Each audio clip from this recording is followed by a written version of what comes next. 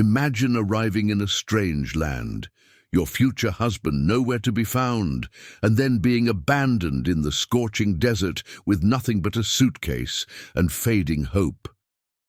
For Eleanor Mitchell, this nightmare became reality in the summer of 1885. What she didn't know was that someone had been watching her from the shadows since her arrival, someone who would soon become her unlikely savior. This is the extraordinary tale of betrayal, survival, and an unexpected connection that would change two lives forever in the unforgiving Arizona territory. Before we jump back in, tell us where you're tuning in from, and if this story touches you, make sure you're subscribed, because tomorrow I've saved something extra special for you.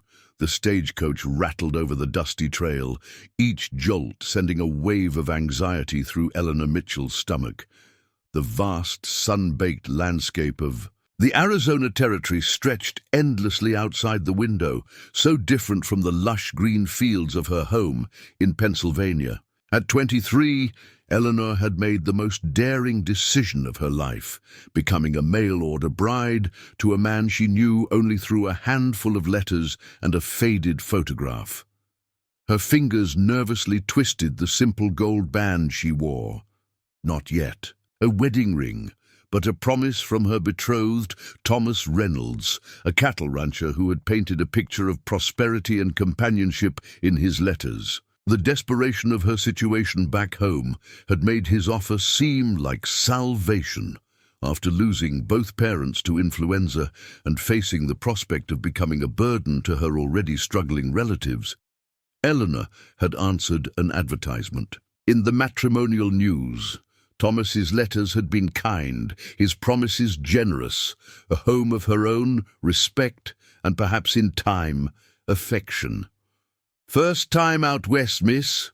The grizzled driver's voice broke through her thoughts as he helped her down from the coach at Copper Springs, the nearest town to her future home. "Yes," Eleanor replied, smoothing down her travel-worn blue dress. "My fiancé is to meet me here, Mr. Thomas Reynolds." Something flickered across the driver's face. Surprise, perhaps concern, but it vanished quickly. "Reynolds, you say? Well, good luck to you, miss." The sun beat down mercilessly as Eleanor waited on the wooden platform of the station. One by one, the other passengers were greeted by family or continued on their journeys. The station master locked up. Still, Thomas did not appear. "Miss, station's closing. You sure your party's coming today?" The station master asked, keys jangling in his hand. "There must be some misunderstanding. Perhaps he thought I was arriving tomorrow," Eleanor said, trying to keep the tremor from her voice. "You're welcome to wait at the hotel," he suggested, pointing to a two-story building across the dusty street. "Reynolds Ranch is a good 15 miles outside town. Not somewhere you'd want to venture alone, especially with night coming." The Copper Springs Hotel was modest, but clean. Eleanor paid for one night with precious coins from her dwindling savings, certain Thomas would arrive by morning. She sat by the window until darkness fell, watching every rider and wagon that passed, hoping each might be him. Morning came, and with it, new determination. Eleanor approached the hotel owner, a stout woman named Mrs. Winters, who frowned deeply at her inquiry about Thomas Reynolds. "Reynolds, are you certain that's who you're meeting, dear?" Mrs. Winters asked, wiping her hands on her apron. "Yes, we've been corresponding for months. I'm to be his wife," Eleanor said, presenting one of his letters as proof. Mrs. Winters exchanged glances with her husband behind the counter. "Perhaps you should speak with Sheriff Dawson before making any more plans." The sheriff's office was small, the man himself tall and weathered. He studied Thomas's letters with a deepening furrow in his brow. "Miss Mitchell, I'm afraid there's been some deception here," Sheriff Dawson said finally. "The man who wrote these letters isn't who you think. The real Thomas Reynolds was a rancher who died 2 years ago. His property was bought by a man named Victor Blackwood." The blood drained from Eleanor's face. "That's impossible. I received a letter just 3 weeks ago." "Someone's been using Reynolds' name," the sheriff explained, "and it's not the first time. You're the third woman to arrive in the past year, each expecting to marry Thomas Reynolds." Eleanor gripped the edge of the desk. "What happened to the others?" The sheriff's expression darkened. "They left town shortly after arriving. Never heard from again." A cold dread settled in Eleanor's stomach. "You think they met with foul play?" "I can't say for certain, but I'd strongly advise you to return east on the next coach. The next eastbound stage wouldn't depart for 5 days." With her funds rapidly depleting, Eleanor took a temporary position at Mrs. Winter's hotel, scrubbing floors and changing linens to pay for her room and board. On her 3rd day in Copper Springs, a man approached her as she swept the hotel porch. Tall and expensively dressed, with cold eyes that didn't match his smile. "Miss Mitchell?" he inquired smoothly. "I believe you're looking for Thomas Reynolds. There's been a misunderstanding. I'm his business partner, James Harrington. Thomas has been delayed, but asked me to escort you to the ranch." Every instinct warned Eleanor to be wary. "That's strange. Sheriff Dawson informed me that Thomas Reynolds died 2 years ago." Harrington's smile didn't falter. "A different Thomas Reynolds, I assure you. Your betrothed is very much alive and eager to meet you. The sheriff is mistaken." "Then I'll wait until Mr. Reynolds comes for me himself," Eleanor replied firmly. Harrington's expression hardened momentarily before he regained his composure. "As you wish, but a woman alone in this town, it can be dangerous. Thomas would be most distressed if anything happened to his bride."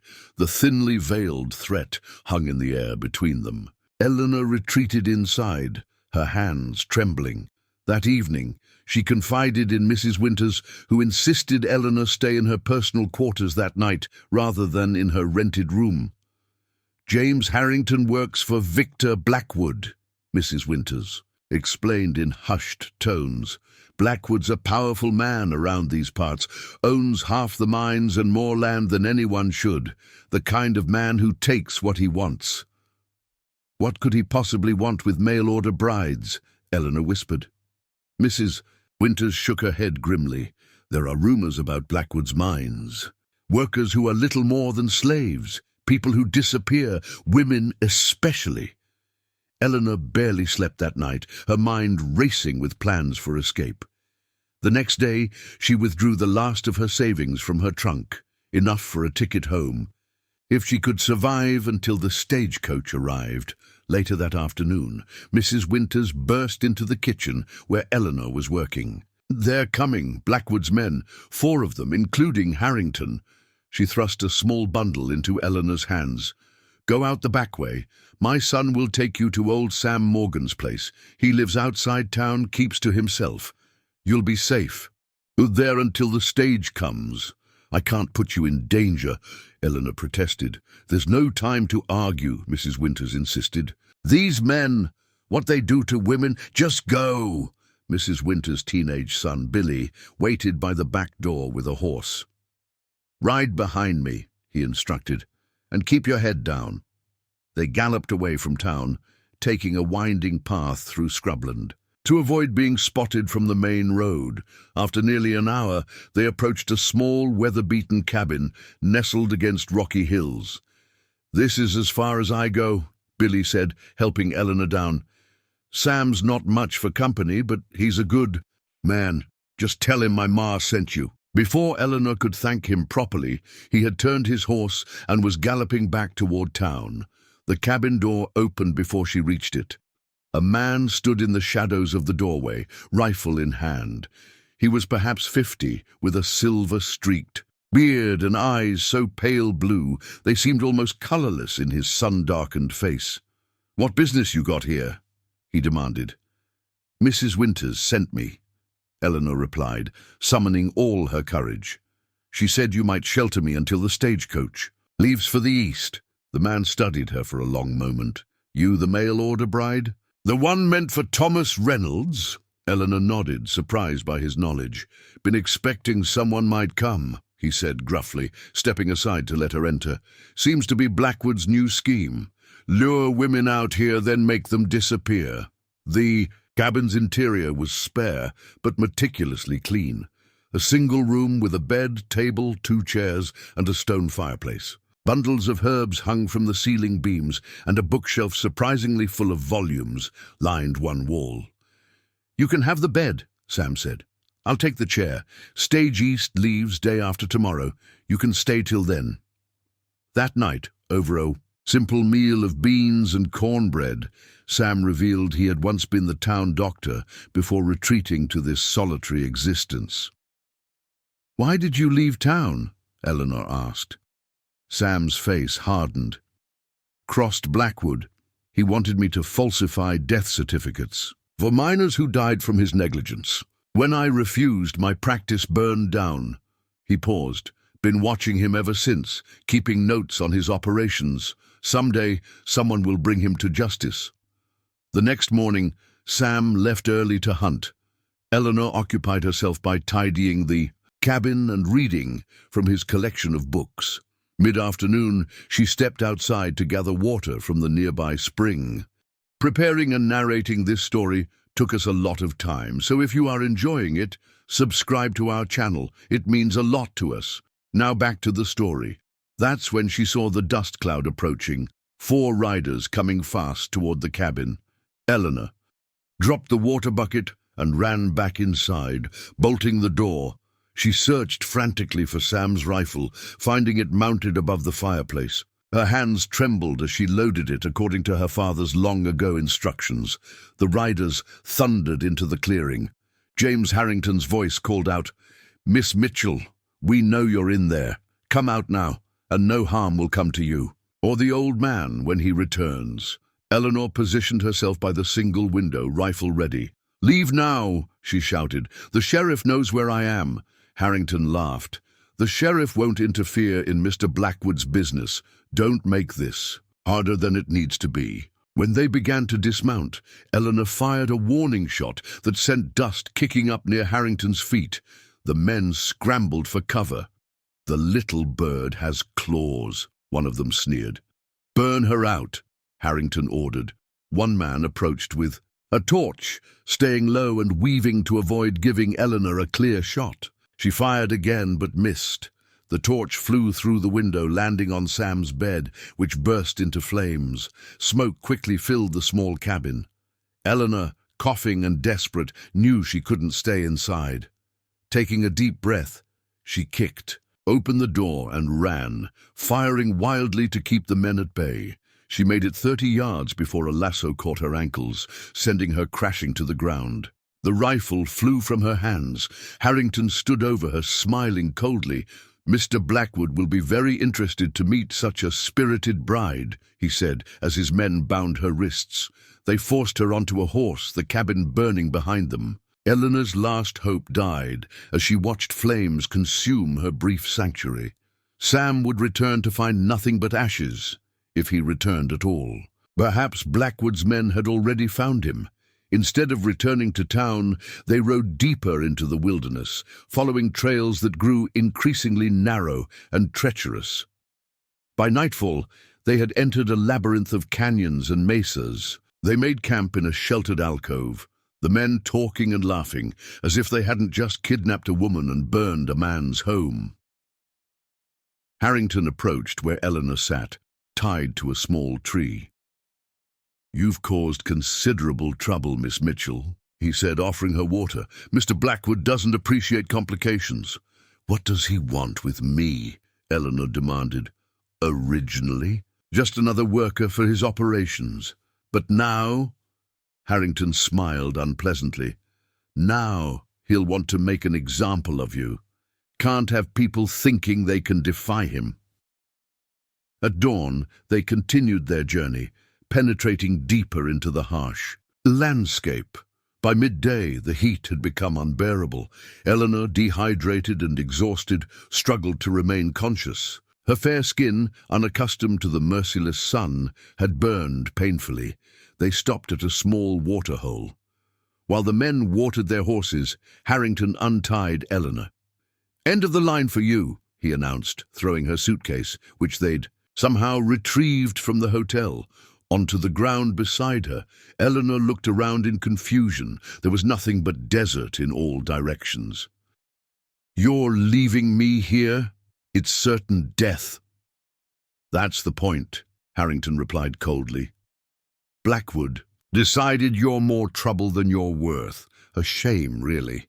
But your death will serve as a message to anyone else who might interfere with his business. You won't get away with this," Eleanor said, her voice hoarse from thirst and fear. "I already have." Harrington mounted his horse. "Goodbye, Miss Mitchell. I'd say it was a pleasure, but—" He shrugged, then led his men away, leaving Eleanor alone with her suitcase in the vast, unforgiving desert. The sun beat down mercilessly as Eleanor watched her captors disappear into the distance. Panic threatened to overwhelm her, but she forced herself to think. Water was her first priority. The men had drunk their fill, but perhaps the waterhole still held some moisture. She crawled to the muddy depression, finding just enough water to wet her parched lips and fill her small perfume bottle, which she emptied for this purpose. It wouldn't last long, but it was something. Opening her suitcase, Eleanor tore strips from her petticoat to wrap around her head for protection from the sun. She inventoried her meager possessions: a small sewing kit, a hand mirror, 2 dresses, undergarments, a book of poetry, and a locket containing her parents' miniature portraits. None of it would save her from dying of thirst or exposure. As the sun began its slow descent, Eleanor faced a terrible choice: stay by the waterhole in hopes that someone might pass by, or try to walk out of the desert before her strength failed completely. Looking around, she saw no landmarks, no signs of which direction might lead to salvation. With the last of the day's light fading, Eleanor sank to her knees. Her parents had raised her to believe in providence, but it seemed God had abandoned her in this desolate place. Tears wouldn't come, her body too dehydrated to spare the moisture. Instead, a strange calm descended over her. If this was to be her end, she would meet it with dignity. As darkness fell, the desert transformed. The oppressive heat gave way to a bone-deep chill. Stars emerged, countless and brilliant in the clear sky.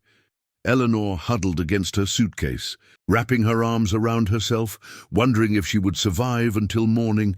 She must have dozed off despite the cold, for she was suddenly jolted awake by the sound of approaching hoofbeats. A rider materialized from the darkness, dismounting a few yards away. Fear shot through Eleanor. Had Harrington returned to finish what he'd started? But the figure that approached moved differently, cautiously. A match flared, illuminating a face she recognized with astonishment. Dr. Morgan. Sam knelt beside her, his pale eyes reflecting the starlight. "Thought I might find you out here," he said, offering her a canteen. "Drink slowly now." Eleanor took small sips of life-giving water. "How did you find me?" "Been tracking Blackwood's men for years," Sam explained. "I saw the smoke from my cabin, knew what had happened, followed their trail." He paused. "Truth is, I've been keeping an eye on you since you arrived in town." Eleanor stared at him in confusion. "Why would you watch me?" Sam's weathered face softened slightly. "Because you're the 4th mail-order bride to come looking for Thomas Reynolds in the past year. I couldn't save the others. Found out too late what Blackwood was doing, but with you, I had a chance to make things right. The others, they're dead," Eleanor whispered. Sam nodded grimly. "Blackwood's mine's terrible place. No one leaves alive." He stood, helping Eleanor to her feet. "But that's a story for another time. Right now we need to move. Harrington might change his mind, come back, to check you didn't survive." "Where will we go?" Eleanor asked, suddenly aware that she had nowhere and no one in this harsh land. "I have another place," Sam replied, securing her suitcase to his horse. "More remote than the cabin. Been my real home for years. The cabin was just a decoy of sorts for when I need to be closer to town." As Sam helped her onto his horse, Eleanor realized that in this strange man, this doctor-turned-hermit who had been watching over her from the shadows, she had found an unexpected guardian. Whether that would be enough to survive what lay ahead remained to be seen, but for now she was alive, and that was more than she had dared hope for just moments ago. They rode through the night, the desert landscape transforming into a silver-painted dreamscape under the full moon. Eleanor, still weak from her ordeal, clung to Sam's back as the horse picked its way through narrow passes and dried creek beds that only someone intimately familiar with the terrain could navigate. "How much farther?" she whispered, her voice still raw from thirst, despite the water Sam had provided. "Nearly there," he replied. "Place isn't meant to be easy to find. That's kept me alive this long." As dawn broke, they approached a narrow canyon entrance barely visible among the towering red rocks. The passage twisted sharply several times before opening into a hidden valley that stunned Eleanor with its unexpected beauty. A small but vibrant oasis lay before them, a cluster of cottonwood trees surrounding a clear spring that fed patches of green grass and flowering desert plants. Nestled against the canyon wall stood a stone and adobe structure that blended so perfectly with the surrounding rocks that Eleanor hadn't noticed it at first glance. It was larger than the cabin that had burned, with a corral containing 2 horses beside it. "Welcome to what the local Apache call hidden water," Sam said, helping her down from the horse. "Been my true home for 8 years now." Inside, the dwelling was surprisingly comfortable. 2 rooms instead of 1, with a stone fireplace, handcrafted furniture, shelves lined with books and jars of medicinal herbs, and windows positioned to capture light without being visible from outside the canyon. "You've been hiding here all this time?" Eleanor asked, sinking gratefully onto a chair while Sam prepared tea from a kettle already hanging in the fireplace. "Not hiding, watching, learning, building a case against Blackwood," Sam corrected, his voice taking on an edge of obsession. He handed her a steaming mug. "This will help with the sunburn and exhaustion." As the aromatic tea revived her, Eleanor studied her rescuer. In the better light of his home, she could see that beneath the weather-beaten exterior and gruff manner lay the remnants of a once distinguished gentleman. His hands, though calloused, now still moved with a doctor's precision. "Why didn't you leave? Go somewhere else to practice medicine after Blackwood burned your practice?" she asked. Sam's expression darkened. He moved to a trunk in the corner, unlocking it with a key kept round his neck. From it he withdrew a leather portfolio bulging with papers. "Because of them," he said, opening the portfolio to reveal newspaper clippings, handwritten testimonies, crude maps, and lists of names. "The disappeared, the ones Blackwood destroyed, including my wife." Eleanor gasped softly. "Your wife?" Sam nodded, his pale eyes taking on a faraway look. "Catherine came west with me 15 years ago, when I set up my practice in Copper Springs. She was a nurse, trained back east. We worked side by side." His voice grew strained. "Blackwood arrived 10 years ago, started buying up land, opening mines. Working conditions were brutal. Men died regularly, accidents, disease, exhaustion." He spread several documents across the table. "Catherine started treating miners secretly after Blackwood threatened us for documenting their injuries. One night, she didn't come home." His knuckles whitened as he gripped the edge of the table. 3 days later, they found her body in a ravine. Blackwood's sheriff ruled it an accident, claimed she'd been gathering herbs and fallen, but I knew. There were signs. She'd been questioned before being killed. Eleanor's hand flew to her mouth. "I'm so sorry. After that, I made it my mission to gather evidence of everything Blackwood's done. Every person who's disappeared, every crooked deal, every bribed official." Sam gestured at the portfolio, including his latest scheme using Thomas Reynolds' identity to lure women out here. What does he do with them? Eleanor asked, dreading the answer. His remote mines need workers, Sam replied grimly. Men are more likely to fight back or have people looking for them, but women alone, women who've traveled far from home to marry a man no one's ever met, they're perfect targets. No one comes looking. Eleanor shuddered. How many? 3 before. You that I know of, Sam said. Started about a year ago. First was Mary Cooper from Ohio, then Sarah Jensen from Illinois. 2 months ago, it was Rebecca Taylor from New York. All answering advertisements from Thomas Reynolds. All disappeared after reaching town. A chill ran through Eleanor, despite the warmth of the tea. And no one has reported this? Done anything stop it? Sam's laugh was bitter. Who would they report it to? The sheriff works for Blackwood. The territorial governor's office is 100 miles away, and rumor has it Blackwood has friends there too. The few who've tried to stand against him have ended up dead or driven out. Then what can we do? Eleanor asked. We, Sam repeated, studying her with newfound interest. You're still thinking of we after nearly dying because of Blackwood. Eleanor straightened, a spark of her natural determination returning. He lured me here under false pretenses, kidnapped me and left me to die. He's apparently done worse to other women. Should I simply try to forget and move on? A smile crossed Sam's face, the first she'd seen. You remind me of Catherine, same fire. He tapped the documents. I've been gathering evidence for years. Nearly have enough to take to the federal marshal in Tucson. One more piece of testimony, perhaps yours, could be what finally brings him down. But Blackwood thinks I'm dead, Eleanor realized. That gives us an advantage. It does, Sam agreed, for now, but we need to be cautious. Harrington and his men could return to check if you survived. That means staying here, out of sight. Over the next week, Eleanor recovered her strength. The canyon provided natural protection from both the elements and unwanted eyes.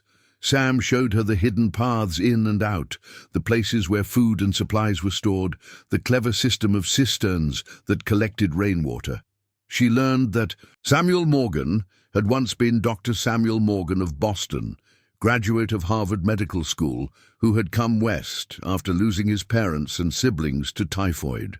The West had offered a fresh start for him and Catherine, until Blackwood arrived. In turn, Eleanor shared her own story, her parents' deaths, the desperate circumstances that had led her to answer a mail-order bride advertisement, her dreams of a home and family of her own. Brave thing, coming all this way on nothing but a few letters and a photograph, Sam commented, as they sat outside one evening, watching the sunset paint the canyon walls. Foolish, you mean? Eleanor replied ruefully. Perhaps both, Sam said. Courage often looks like foolishness from certain angles. On the 10th day, Sam prepared to leave for a supply run to a small trading post run by a Navajo family he trusted. I normally go every 2 weeks, he explained, loading saddlebags onto his sturdier horse. We're running low on flour and coffee. Let me come with you, Eleanor suggested, eager to see more of the world beyond the canyon. Sam shook his head firmly. Too dangerous. Blackwood has eyes everywhere. But if he thinks I'm dead, he thinks you're dead in a specific part of the desert, Sam corrected. If you're spotted anywhere else, he'll know you survived, which means someone helped you. That puts a target on both our backs. He softened his tone. I'll only be gone overnight. Stay inside. Keep the door barred. If anyone comes, anyone at all, there's a hiding place beneath the floorboards under the rug. Use it. After Sam departed, the canyon's peaceful beauty took on an eerie quality. Every rustle of leaves, every distant cry of a hawk made Eleanor a start. She kept busy organizing Sam's medical supplies, which had fallen into disarray over the years. By evening, She had created a proper dispensary on one shelf, each jar and packet neatly labelled. She was heating stew for dinner when she heard it, the distant sound of hoofbeats approaching. Eleanor immediately doused the lamps and the cooking fire, plunging the dwelling into darkness. Peering through a small gap in the shutters, she saw 3 riders entering the canyon, moving cautiously. With a surge of terror, she recognized James Harrington's tall figure in the lead. They had found Sam's sanctuary. Moving silently, Eleanor rolled back the rug and located the trapdoor Sam had described. It opened to reveal a small earthen chamber, stocked with water, preserved food, and even a small oil lamp. She slipped inside, pulling the trapdoor closed just as the sound of boots reached the front door. Muffled voices filtered down to her hiding place. "Place looks lived in," Harrington's unmistakable voice said. "Food still warm. Morgan's not alone out here." "You think it's the woman?" another man asked. "The one we left in the desert?"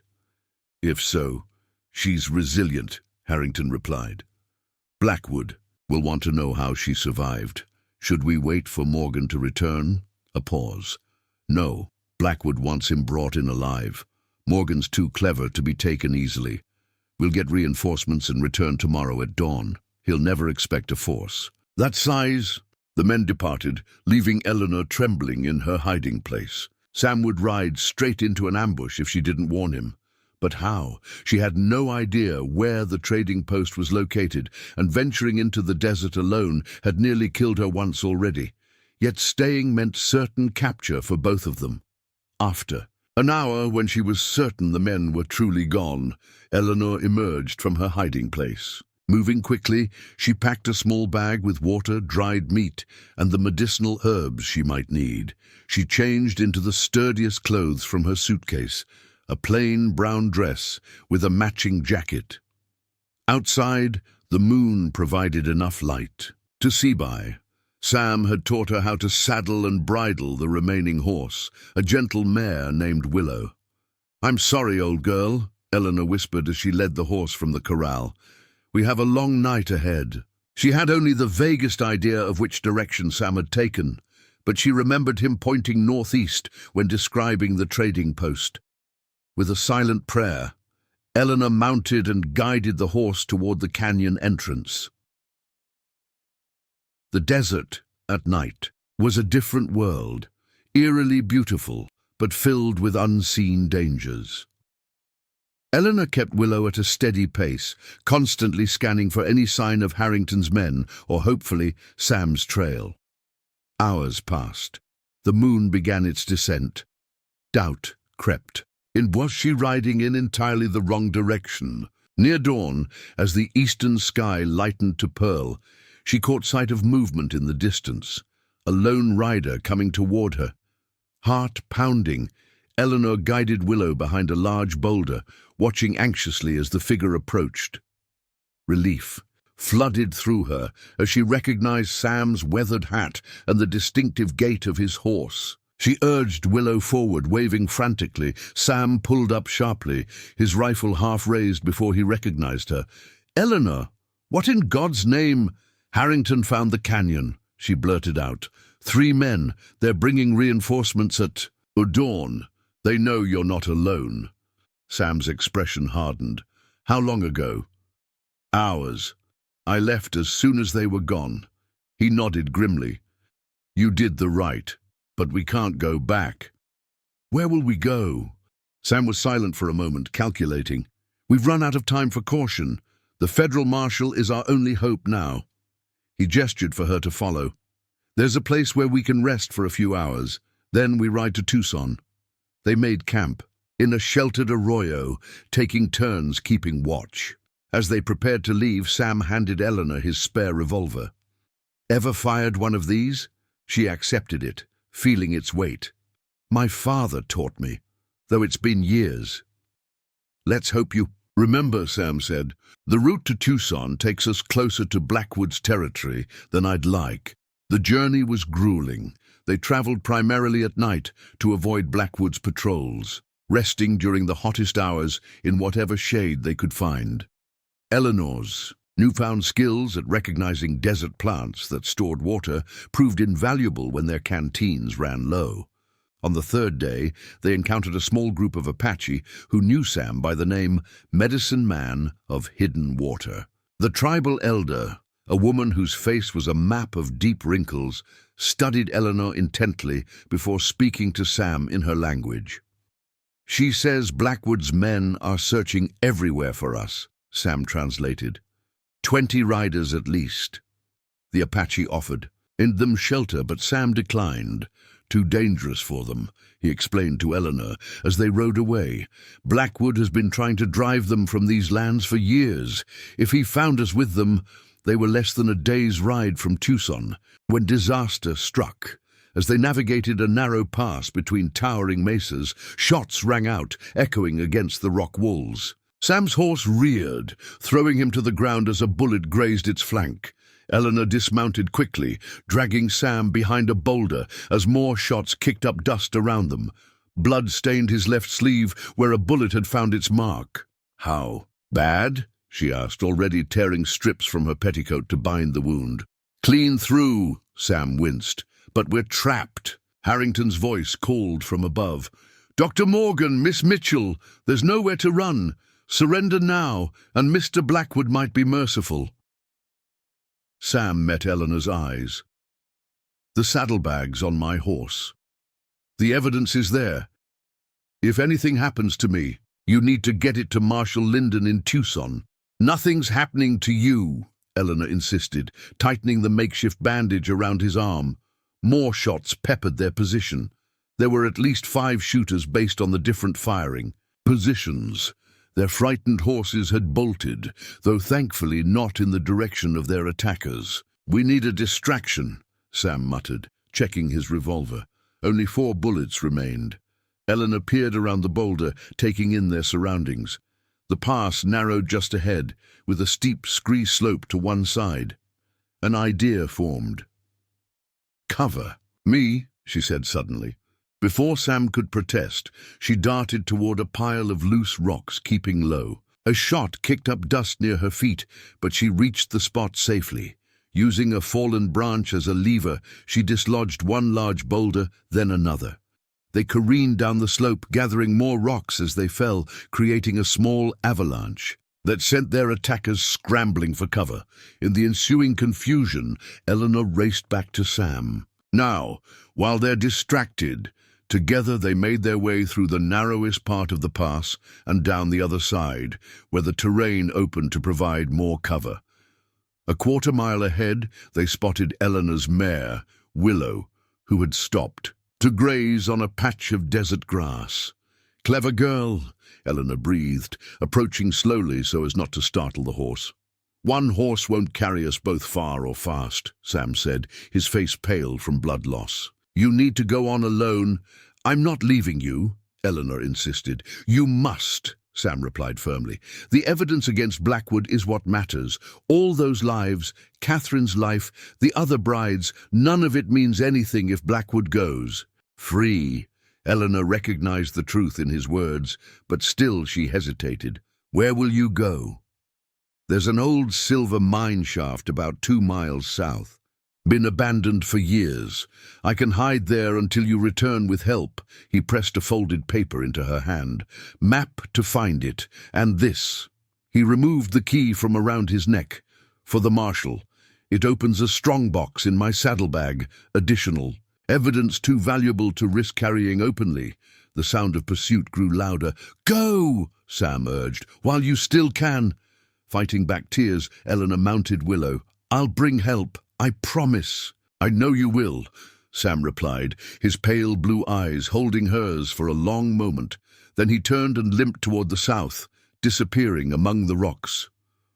Eleanor rode hard for Tucson, pushing Willow to her limits. The sun beat down mercilessly, but she dared not stop. Images of Sam, wounded and alone, drove her forward, along with thoughts of the other women who had come before her. Mary, Sarah, Rebecca, whose fates now rested in her hands. By nightfall, the lights of Tucson glimmered in the distance. Civilization, safety, justice, perhaps. But as she approached the outskirts of town, 3 riders appeared suddenly, blocking her path. Harrington sat atop his black stallion, flanked by 2 gunmen. "Miss Mitchell," he called, tipping his hat with mocking courtesy. "You've led us on quite a chase. Mr. Blackwood is most anxious to speak with you." Eleanor reached for Sam's revolver, concealed in the folds of her skirt. Before she could draw it, one of the gunmen fired. The bullet whizzed past her ear, a warning shot. "Now, now!" Harrington chided. "No need for heroics. Dr. Morgan is already in Mr. Blackwood's custody." Ice formed in Eleanor's veins. "You're lying." "Am I?" Harrington reached into his coat and removed a familiar object, the silver watch that Sam always carried. "Catherine's. Gift to him," he'd explained. Eleanor recognized the distinctive engraving on its case. "You see, we've had men watching the approach to Tucson for days," Harrington continued. "While you were busy playing the hero, others were tracking Dr. Morgan. He's being transported to Blackwood's mine as we speak." Eleanor's hope crumbled. Sam was captured. The evidence against Blackwood is nearly within reach of the authorities, yet now in danger of being lost forever. Harrington extended his hand. "The key, Miss Mitchell, and the saddlebag." Eleanor gripped the reins tighter, mind racing. Tucson lay just ahead. If she could somehow reach Marshall Linden— "Don't even think about it," Harrington warned, as if reading her thoughts. "You'll never make it. And even if you did, who would believe a desperate mail-order bride with a wild tale about a powerful businessman? Especially when there's no evidence to support your claims." Clutching Sam's key beneath her dress, Eleanor raised her chin defiantly. The road to Tucson stretched before her, so tantalizingly close. Beyond Harrington and his men lay her one chance. For justice, not just for herself, but for Sam, for Catherine, for all of Blackwood's victims. Her hand inched toward the revolver hidden in her skirt. 4 bullets, 3 men, and the fate of countless lives hanging in the balance. Time seemed to slow as Eleanor weighed her options. The revolver pressed against her thigh, a cold reminder of the choice before her. 3 men, 4 bullets. The odds weren't in her favor, especially against experienced gunmen. "I'm growing impatient, Miss Mitchell," Harrington called, his hand moving toward his own weapon. At that moment, Eleanor made her decision. Not with gunfire, but with something. Far more powerful— deception. "The evidence isn't with me," she called back, letting her shoulders slump in apparent defeat. "Dr. Morgan hid it before we separated. I'm to meet the marshal, then take him to its location." Doubt flickered across Harrington's face. "You expect me to believe that?" "Why would I carry incriminating documents right into a town where Blackwood might have spies?" Eleanor countered. Dr. Morgan was too cautious for that. Harrington studied her for a long moment, clearly weighing her words. "Where is it hidden?" "I'll only reveal that to Marshal Linden," Eleanor replied firmly. "Then you're of no use to us," one of the gunmen growled, raising his pistol. "Wait!" Harrington ordered sharply. A calculating smile spread across his face. "Perhaps we can accommodate each other, Miss Mitchell. You clearly care what happens to Dr. Morgan. His life for the location of the evidence. How do I know he's still alive?" Eleanor demanded. "You don't," Harrington admitted. "But I give you my word he will remain so, if you cooperate." Eleanor allowed a flicker of uncertainty to cross her face, playing her role. "I need to think." "Think quickly," Harrington advised. "My men are not known for their patience." Eleanor made a show of deliberating, all while subtly shifting Willow's position to create a clearer path toward town. "If I tell you where the evidence is hidden, you'll release Dr. Morgan? Once we verify your information is accurate?" "Yes." Harrington lied smoothly. Eleanor glanced toward Tucson, then back at Harrington, letting him believe she was wavering. "The evidence is hidden." Before finishing her sentence, she dug her heels into Willow's sides and yanked the reins hard to the right, away from the road. The mare leapt forward, startled by the sudden command. Gunshots rang out behind her, but Eleanor was already racing across the open desert, taking advantage of the darkness and her lighter weight to outpace her pursuers. She heard Harrington shouting commands, horses thundering after her. But Willow, despite her exhaustion, responded valiantly to Eleanor's urgency. They tore across the sand, weaving between cacti and boulders that formed natural obstacles for the heavier horses behind them. Eleanor had no illusions about outrunning Blackwood's men indefinitely. Her only hope was to reach Tucson by a different route. Sam had mentioned a creek bed that led into the eastern edge of town, a route rarely used since the creek had dried up years ago. Guided by the stars and her limited knowledge of the area, Eleanor steered Willow toward what she hoped was the right direction. The sound of pursuit gradually faded as her gamble paid off. Harrington and his men had continued along the main road, expecting her to head directly for town. The dried creek bed appeared as a silvery ribbon in the moonlight. Eleanor guided Willow down its steep bank, the mare's hooves sliding on loose stones. Once in the shelter of the ravine, they moved more cautiously, navigating around fallen branches and rock piles that could injure the horse in the dim light. After what seemed an eternity, the creek bed widened, and Eleanor could see, scattered lights ahead, the eastern outskirts of Tucson. She emerged cautiously, scanning for any sign of Harrington's men. The streets were mostly deserted at this late hour, with only a few lamps burning in windows. A weathered sign pointed toward the town center. Eleanor steered Willow at a walk now, trying not to attract attention. The poor mare was trembling with exhaustion, foam flecking her neck. "Just a little farther, brave girl," Eleanor whispered encouragingly. The marshal's office stood on the main street, a solid adobe building with the territorial flag hanging beside its door. No light shone from within. Eleanor dismounted stiffly, her muscles protesting after the long ride. She secured Willow to a hitching post and approached the door, knocking firmly. No answer came. Panic began to rise in her chest. What if the marshal was away? What if Blackwood's influence had reached even here? A voice spoke from the shadows beside the building. "Office is closed. Marshal Linden won't be back until morning." Eleanor spun around to face a deputy, young and clearly tired, leaning against the wall. "This can't wait until morning," she insisted. "Lives are at stake. Where can I find him?" The deputy regarded her skeptically, taking in her disheveled appearance and dust-covered clothes. "Ma'am, whatever your trouble is—" "It concerns Victor Blackwood," Eleanor interrupted. "And evidence of his crimes." The deputy's expression changed instantly. "Blackwood?" He glanced nervously up and down the street. "Come with me, quickly."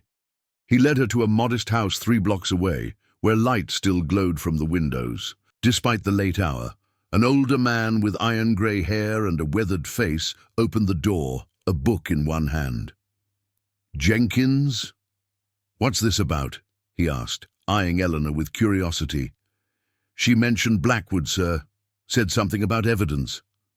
"Marshal." Linden's gaze sharpened.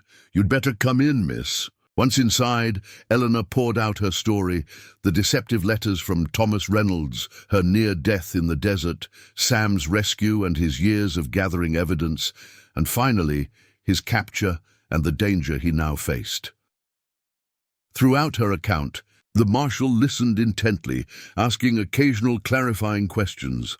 When she finished, she handed him Sam's key and the map to the abandoned mine where Sam had planned to hide. "Dr. Morgan said this key opens a strongbox in his saddlebag," she explained. "The saddlebag was on his horse when we were ambushed." "And you believe Blackwood's men have captured both Dr. Morgan and this saddlebag?" Linden asked gravely. "Yes," Eleanor confirmed, "but they may not know the significance of the strongbox yet." "There's still time to act." The marshal exchanged glances with his deputy. "Jenkins, rouse the men, all of them, and send word to Fort Grant. We'll need military support for this." "You believe me?" Eleanor asked, surprised by his immediate acceptance of her story. Linden's expression was grim. Miss Mitchell, I've been building a case against Blackwood for years. Several witnesses have mysteriously disappeared before they could testify. Dr. Morgan's evidence could be what we've been waiting for. Hope surged within Eleanor. Then you'll help rescue him? We'll do more than that, Lyndon promised. If what you've told me is true, we'll bring down Blackwood's entire operation. By dawn, the marshal had assembled a force of 12 deputies and 20 soldiers from the nearby fort. Eleanor, despite her exhaustion, insisted on accompanying them. You've done enough, Miss Mitchell, Lyndon argued. This will be dangerous. Dr. Morgan saved my life, Eleanor replied firmly. I won't abandon him now. Recognizing her determination, Lyndon reluctantly agreed, though he insisted she remain with the rear guard. Maps were spread out, strategy discussed. Blackwood's main mining operation lay in a box canyon 30 miles northwest of Tucson. The likely destination for Sam if Harrington believed he still needed information from him. Blackwood maintains armed guards at the canyon entrance, Lyndon explained to his men. Once inside, there's only one way out. We'll need to move quickly and decisively. The force departed as the sun rose, traveling swiftly across terrain that had become familiar to Eleanor over the past days. Despite her weariness, determination kept her alert, her eyes constantly scanning the horizon for any sign of danger. Midday, they encountered an Apache scout who confirmed seeing riders matching Harrington's description heading toward Blackwood's mine. The scout also reported that a prisoner, a wounded older white man, was indeed with them. He lives, Eleanor breathed, relief washing over her. As they approached the canyon, Lyndon ordered his men to dismount and advance on foot. Eleanor remained with the horses as agreed, watching anxiously as the forces split to surround the canyon entrance. The first shots rang out minutes later, followed by shouted commands and the thunder of more gunfire. Smoke rose above the canyon rim. Unable to bear the suspense, Eleanor crept forward until she could see the battle unfolding. Blackwood's guards, caught by surprise, were quickly overwhelmed. The marshal's forces pushed into the canyon, meeting stronger resistance as they approached. The mine entrance, a dark hole in the mountainside, surrounded by rough wooden structures. From her vantage point, Eleanor spotted movement on a ridge above the mine. A man in a familiar black coat, leading a horse up a narrow trail. Harrington, attempting to escape the siege, and tied across his saddle was what appeared to be a body. Without thinking, Eleanor rushed back to the horses, mounted a fresh one provided by the soldiers, and set off along a parallel ridge. If she could circle around, she might cut off Harrington's escape route. The trail was treacherous, barely wide enough for a horse in some places. Eleanor leaned forward, urging her mount upward, keeping Harrington in sight whenever the path allowed. He hadn't noticed her pursuit, his attention focused on navigating the difficult terrain while battle raged below. At the canyon's upper end, the two trails converged. Eleanor reached the junction first and dismounted, positioning herself behind, a boulder with Sam's revolver in hand. Moments later, Harrington appeared, his horse laboring under its double burden. "Stop right there, Harrington," Eleanor called, stepping into view with the revolver aimed steadily. Harrington reined his horse sharply, his face registering surprise before settling into a mocking smile. "Miss Mitchell, you are remarkably persistent."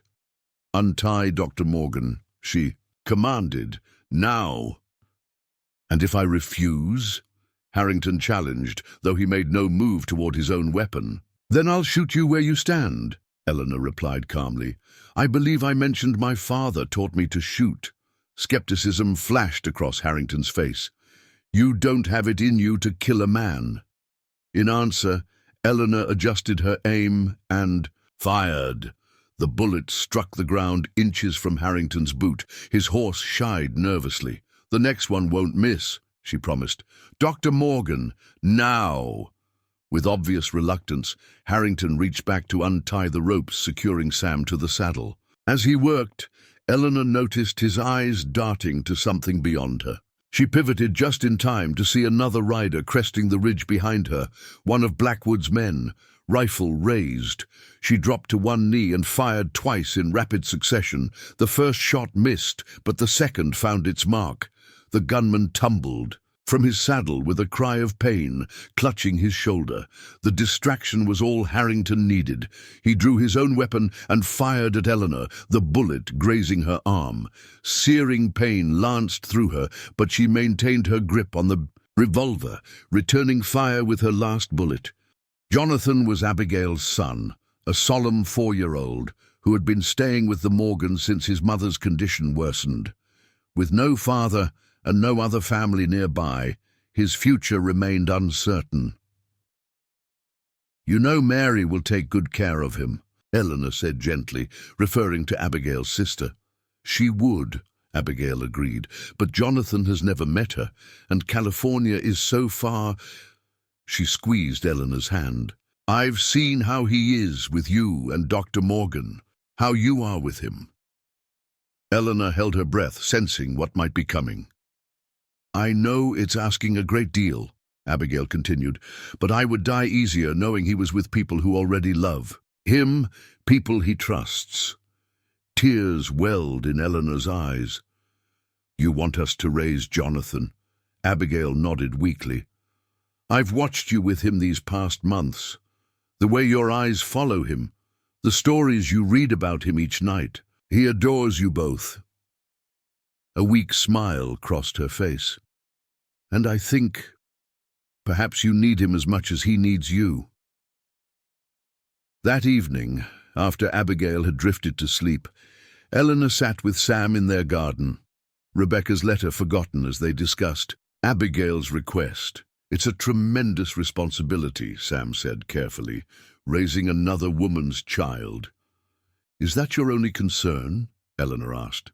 "That he isn't ours by blood." Sam's expression softened. "You know that isn't it. Jonathan is a fine boy. I've grown fond of him myself." He took her hand. "I'm more concerned about you. If we take him in and then—" He hesitated. "And then I finally conceive." Eleanor finished for him. "Sam, we've been married for 5 years. The doctor in Phoenix said it might never happen for us." Her voice caught. "Jonathan needs a family. We have love to give. Isn't that what matters?" In the gentle twilight, with desert blooms releasing, their fragrance around them, Sam drew her close. "Yes," he murmured against her hair, "that's exactly what matters." 3 weeks later, they buried Abigail in the town cemetery. Jonathan stood between them, his small hand clutching Eleanor's as the preacher spoke words of comfort. The boy didn't cry. He had done his weeping in private, curled against Eleanor's shoulder the night his mother had finally slipped away. Life gradually established a new pattern. Jonathan began attending the local school, returning each afternoon full of stories and questions. Eleanor adjusted the clinic hours to ensure she was home when he arrived. Sam taught him to ride, to identify plants, to tie knots, and to treat animals, starting him on the path of healing that had defined both their lives. Their family grew in unexpected ways. Sarah Jensen, another of the rescued mail-order brides, moved back to Tucson after a teaching position in Phoenix ended abruptly. She took a room in town, but spent most evenings with the Morgans, becoming something of an aunt to Jonathan and a sister to Eleanor. "You've built something remarkable here," Sarah commented one Sunday afternoon, as they watched Sam teaching Jonathan how to set a splint on his wooden toy horse. A clinic, a home, a family, from such unlikely beginnings. Eleanor smiled, recalling her terrifying arrival in the territory and subsequent abandonment in the desert. "Life rarely follows the path we expect." "Speaking of unexpected paths," Sarah said, lowering her voice, "there's talk in town about Blackwood." Eleanor tensed. Victor Blackwood had been sentenced to hang for his crimes, but legal maneuvers and appeals had dragged on for years. The last she had heard, he was still imprisoned in Yuma Territorial Prison, awaiting execution. "What about him?" she asked warily. "Rumor has it he's dying. Consumption, ironically, the same disease that took Abigail. A complex mixture of emotions washed through Eleanor. Satisfaction that Blackwood was suffering, guilt for feeling that satisfaction, and a lingering fear that had never completely disappeared. "They say he's been asking for Dr. Morgan," Sarah continued, "requesting him specifically. The prison physician can't do anything more for him." Eleanor's grip tightened on her teacup. "Sam hasn't mentioned anything. Perhaps he doesn't know yet. Or perhaps—" Sarah hesitated. "Perhaps he didn't want to upset you." That night, after Jonathan was asleep, Eleanor confronted Sam in his study. "Were you going to tell me about Blackwood's request?" Sam looked up from his medical journal, surprise evident on his face. "How did you hear about that?" "Sarah, apparently it's common knowledge in town." Eleanor crossed her arms. "Why keep it from me?" Sam sighed, removing his reading glasses. "Because I have no intention of going. The man is responsible for Catherine's death, for your suffering, for what happened to those women. Why would I ease his passing?" Eleanor sat beside him, studying the face she had come to know so intimately. "Because you're a healer. It's who you are." "Some men don't deserve healing," Sam replied, an unusual hardness in his voice. "Perhaps it's not about what he deserves," Eleanor suggested quietly, "but about who we choose to be." The following morning, a formal letter arrived from the warden of Yuma Territorial Prison, officially requesting Dr. Samuel Morgan's medical services for prisoner Victor Blackwood. The warden offered a substantial payment and guaranteed safe passage. Sam placed the letter on the breakfast table between them. Jonathan had already left for school, leaving them alone with the decision. "If you go," Eleanor said slowly, "I'm coming with you." Sam looked up sharply. "Absolutely not. It's too dangerous. Blackwood is dying and heavily guarded," she countered, "and I'm not the same frightened mail-order bride who stepped off that stagecoach 5 years ago." Her chin lifted with quiet determination. "Besides, Jonathan will be safe with Sarah for a few days.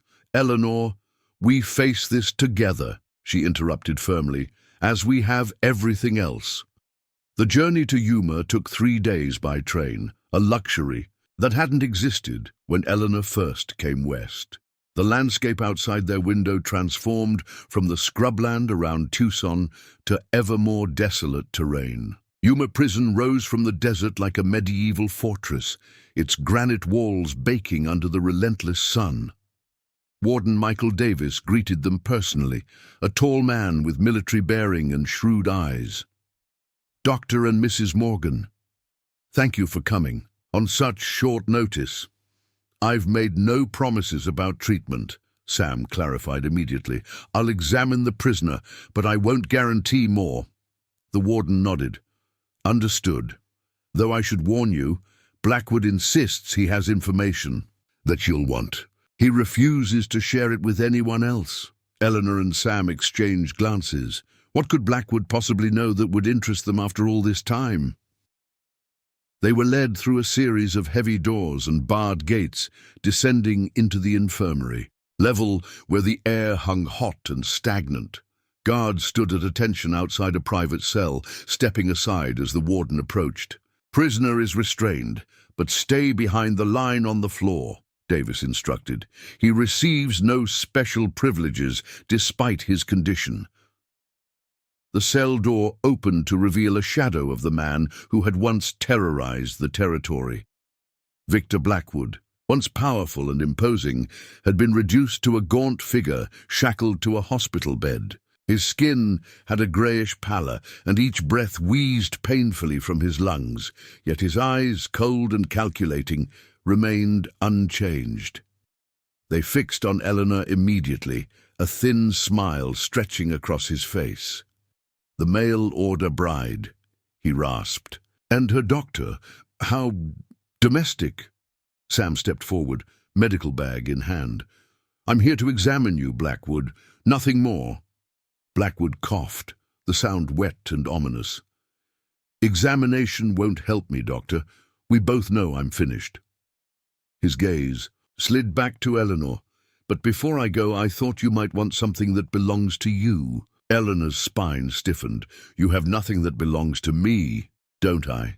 Another smile, this one almost triumphant despite his condition. Harrington kept meticulous records, including the names and destinations of all our employees. We freed your prisoners years ago, Sam said dismissively. If that's all? Blackwood interrupted, laughing until the laugh transformed into another coughing spasm. No, Doctor, not all. Tell me, did you ever wonder about the other women? A chill ran through Eleanor. What other women? Harrington was efficient.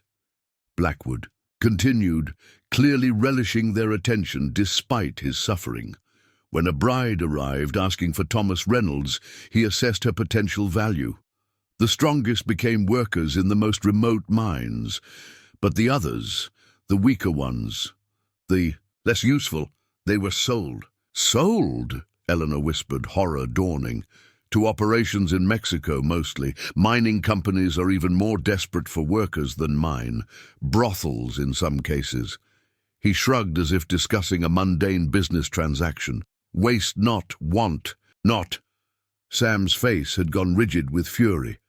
You're lying. Am I? Blackwood nodded toward a battered ledger on the small table beside his bed. See for yourself. Names, dates, destinations. 17 women in all, over 3 years.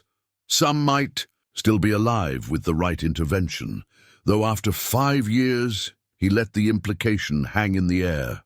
Eleanor felt the room spin slightly. 17 women, beyond the 3 they had rescued. 17 lives destroyed by the same deception that had nearly claimed her own. Why tell us this now? She demanded, finding her voice. Blackwood's eyes gleamed with malice, even as death shadowed his face. Consider it my legacy. I may die in this cell, but I leave knowing my work outlived me. That while you played house and healed the sick, women suffered because you never looked beyond your own rescue. Sam took a threatening step forward before catching himself. You sadistic bastard. Perhaps, Blackwood admitted, but an honest one at the end. The ledger is yours, Doctor.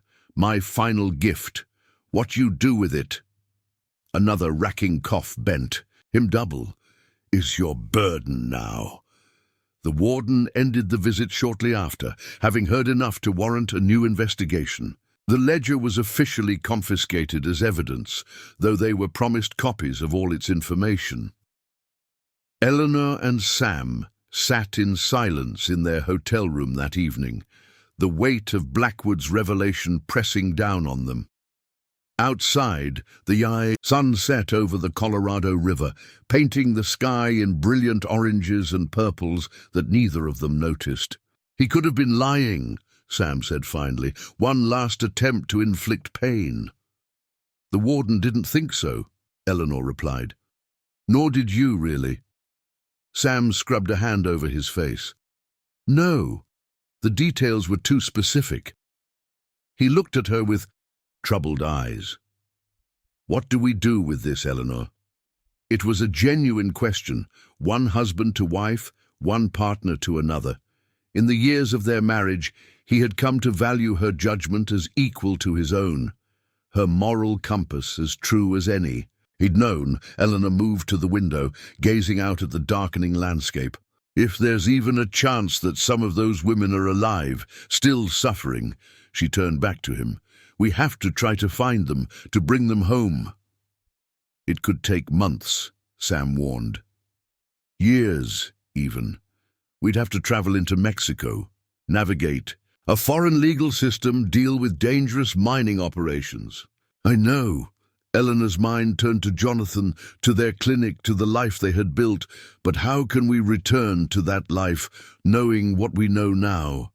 How can we look Jonathan in the eye and teach him about doing what's right if we walk away? From this, Sam crossed to her, taking her hands in his. It won't be like before. We're not just two people with nothing to lose. We have responsibilities, a child who needs us. Which is exactly why we must do this, Eleanor insisted. For Jonathan's future, for the world he'll grow up in. Her voice softened. Sam, you watched over me when I was a stranger because it was the right thing to do. How can we do any less for these women? The resolve in her eyes reminded Sam of why he had fallen in love with this extraordinary woman. Her courage, her compassion, her unwavering moral certainty. He had once thought he was saving her, only to discover she was his salvation. We'll need help, he said finally. Marshal Linden, perhaps, and Sarah to look after Jonathan. Eleanor's face brightened with hope. Rebecca's husband has contacts in the Mexican government, and Mary's back in Ohio now, but she mentioned her brother works for a newspaper. Public pressure could help. As they began to plan, a sense of purpose filled the room, not erasing the horror of what they had learned, but transforming it into something actionable, something they could fight. 3 days later, they returned to Tucson with copies of Blackwood's ledger and a determination that would reshape their lives once again. Victor Blackwood died the following week, taking his final breath, knowing he had disrupted their peace, his last act of malice. Yet what he had intended as a poisoned legacy became instead a catalyst for something he could never have imagined. A movement that would ultimately lead to the rescue of not just the women in his ledger, but dozens of others trapped in similar circumstances across the borderlands. Eleanor stood on their porch, the evening before their planned departure for Mexico, watching Jonathan help Sam load the wagon with medical supplies and provisions. A boy had accepted their temporary absence with solemn understanding beyond his years. "You're going to help ladies like my mama's friends," he had said, when they explained as much as was appropriate for his young ears. "The ones who got lost." "That's right," Eleanor had confirmed, marveling at his intuitive grasp of their mission.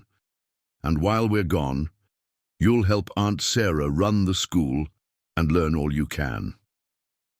Now, as twilight painted the desert in shades of amber and mauve, Eleanor felt a strange sense of completion. The frightened young woman who had arrived in this harsh land seeking a husband had found instead a purpose, a family formed not by blood, but by choice, and a calling that transcended her own comfort. Sam joined her on the porch, his arm slipping around her waist. "Having second thoughts?"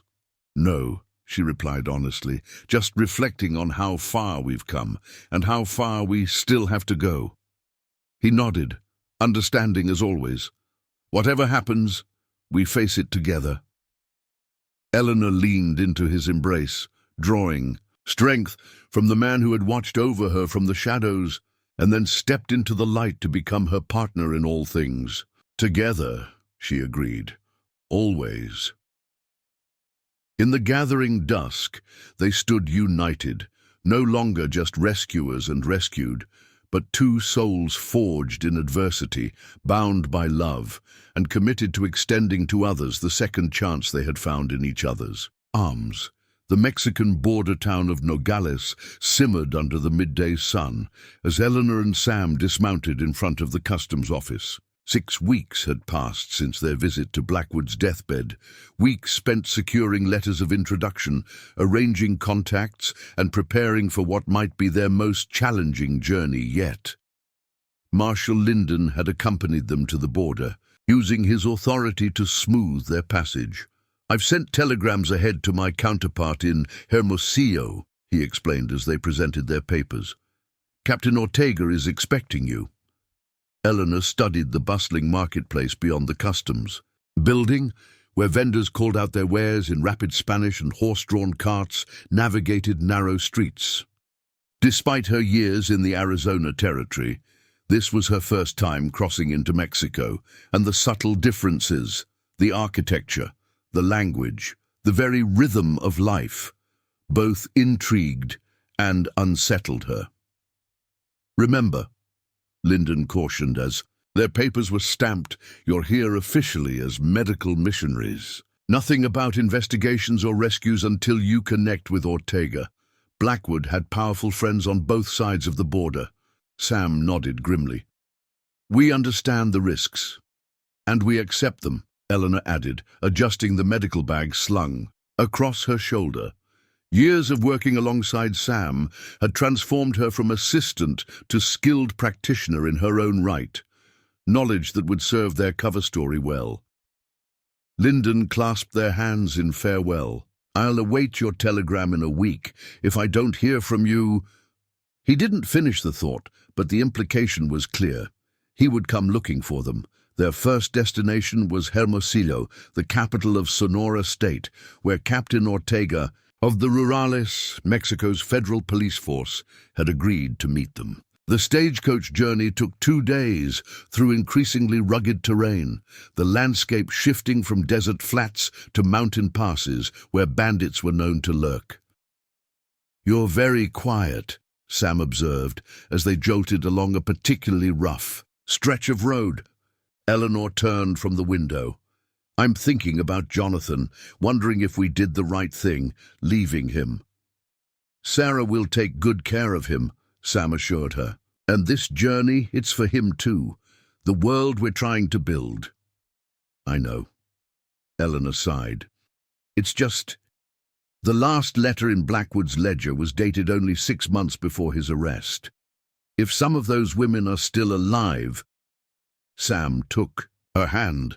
Then we'll find them, one by one if necessary. Captain Diego Ortega proved to be younger than they had expected, a trim, mustached man in his 30s with intelligent eyes and a formal manner. He received them in his modest office, examining Blackwood's ledger with growing concern. These locations, he said in lightly accented English, pointing to notations in the margins. Many are in remote mining regions controlled by powerful companies. Some are in territories where even the Rurales have limited authority. But you can help us reach them, Eleanor pressed. Ortega hesitated. Senora Morgan, I admire your mission, truly. But you must understand, these companies operate almost as independent states. They have their own security forces, their own rules. He leaned forward. And if these women were indeed sold, as your Mr. Blackwood claimed, those who purchased them will not simply hand them over. We're prepared for difficulty, Sam stated. Are you prepared for danger? Ortega countered. For violence. The mining operations in the Sierra Madre are not gentle places. Eleanor met his gaze steadily. Captain, I was once left to die in the desert by Victor Blackwood's men. I survived that and much else since. We did not come all this way to be deterred by warnings. Something in her quiet determination seemed to impress the captain. After a moment, he nodded. Very well, I will escort you to the first location myself. A silver mine near Alamos. According to this ledger, a woman named Harriet Collins was sold there 3 years ago. Their journey into Mexico's interior began the following day. Captain Ortega provided horses and supplies, along with 2 trusted rurales as additional escorts. The terrain grew increasingly mountainous as they traveled south, the vegetation changing from desert scrub to patches of oak and pine forest at higher elevations. Ortega proved a knowledgeable guide, explaining the complex politics of the region and the sometimes tenuous relationship between remote communities and the central government. President Diaz promotes progress and foreign investment, he explained one evening around their campfire, but progress has its costs, especially for those with no power. On the 4th day, they created a ridge to see the mining town of Santa Elena spread below them, a cluster of buildings dominated by the processing facilities of the Sierra Plata Mining Company. Smoke belched from tall stacks, and they could hear the distant clang of machinery even from their elevated position. American-owned, Ortega noted, but they employ local administrators to manage the operation. He pointed to a walled compound on the hillside above the main works. That's where the administrators and engineers live. Below are the workers' quarters. And somewhere in between, hopefully, is Harriet Collins," Eleanor murmured. Their arrival in town created immediate interest. Foreign visitors were rare, and the presence of ruralis even more unusual. They took rooms at the town's only inn, a dusty establishment that catered primarily to merchants and engineers visiting the mine. "I will make our official inquiries tomorrow," Ortega advised. "As medical missionaries, you are free to offer your services in the workers' section. It may provide an opportunity to gather information discreetly."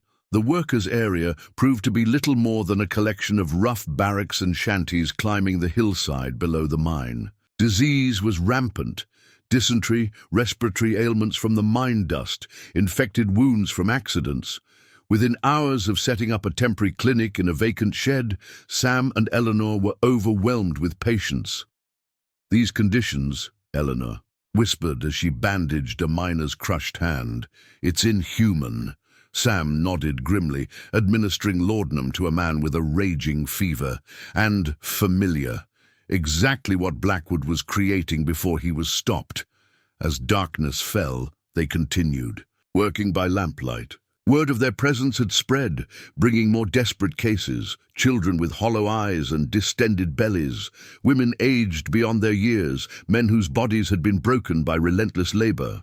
One such woman, her face deeply lined though, she couldn't have been much past 40, hesitated at the door of their makeshift clinic. Something in her manner, a certain wariness perhaps, or the way she scanned the room before entering, caught Eleanor's attention.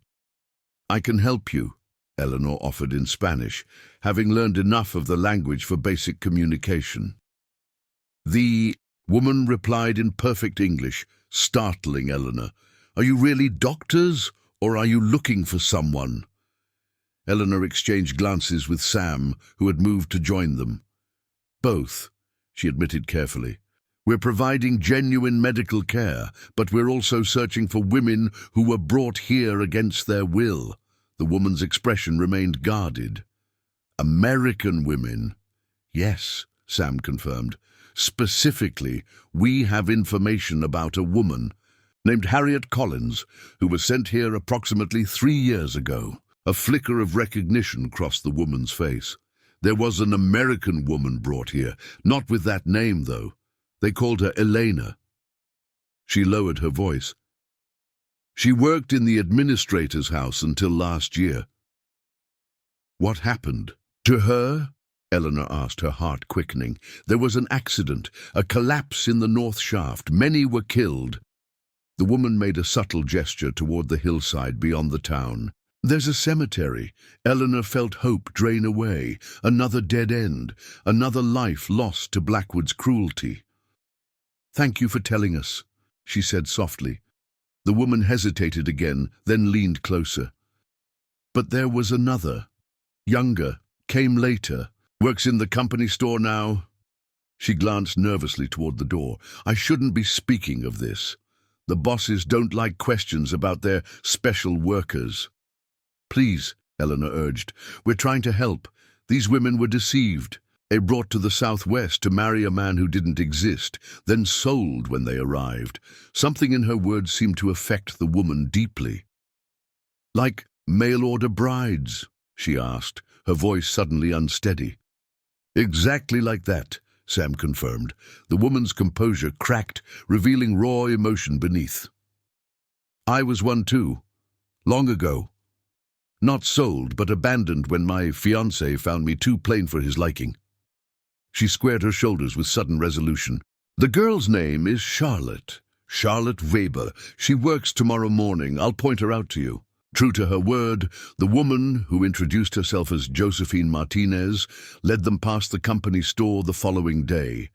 Through the dusty window, they glimpsed a slender young woman with pale blonde hair arranging merchandise on shelves. "That's her," Josephine whispered.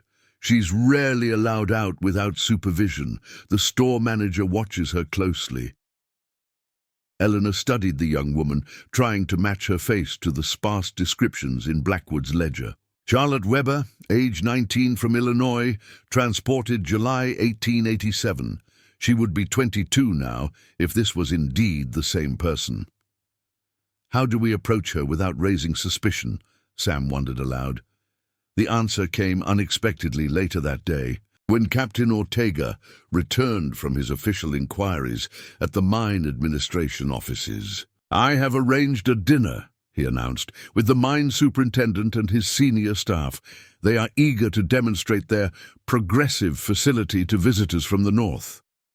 His expression suggested what he really thought of their operation. "The company store manager will attend, and I insisted they bring their American clerk to translate as a courtesy." That evening found them in the superintendent's house, a surprisingly luxurious dwelling given its remote location. Crystal glassware sparkled in the lamplight, and liveried servants presented courses of elaborate food that contrasted sharply with the starvation they had witnessed in the workers' quarter. Charlotte Weber stood quietly against the wall, summoned, to translate when needed, but otherwise ignored by the gathering. Eleanor observed her carefully throughout the meal, the downcast eyes, the tense posture, the slight tremor in her hands when addressed directly. When the men retired to the study for brandy and cigars, Eleanor seized her opportunity. "Might I have a tour of the garden?" she requested of their hostess, the superintendent's wife, "and perhaps your American assistant could accompany me. I'd love to learn the Spanish names of your flowering plants." Outside in the fragrant evening air, with the hostess momentarily distracted by a servant, Eleanor finally had a moment alone with Charlotte. "Miss Weber," she said softly. "Charlotte, we know who you are and how you came to be here." The young woman's head snapped up, fear flashing in her eyes. "I don't know what you mean. 3 years ago, you responded to an advertisement from a man named Thomas Reynolds," Eleanor continued gently. "But when you arrived in Arizona, you were met by someone else, a man named Harrington, perhaps." Charlotte's face was drained of color. "How do you—" "Because the same thing happened to me," Eleanor explained quickly, "and to others. Victor Blackwood's operation. We've come to help you leave this place, if you wish to." Tears welled in Charlotte's eyes. "Leave? It's impossible. They watch me constantly. Mr. Peterson, the store manager, paid a great deal for me.